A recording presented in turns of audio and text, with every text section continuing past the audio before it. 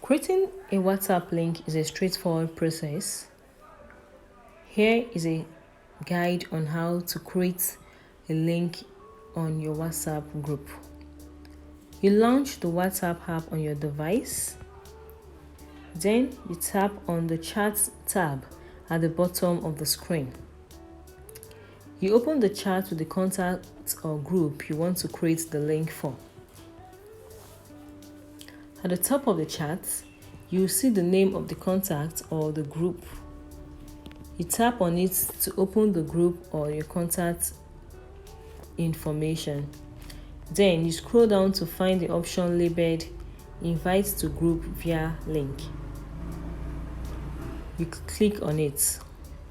In the pop-up menu, you see the options to copy link or share link. You can alternatively tap on the share link option to share the link to people.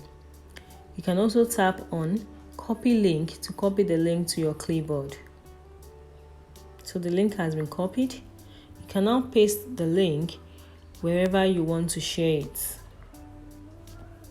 You can paste it into a message, an email, or a social media post, or any other platform where you want people to join the chat or the group chat.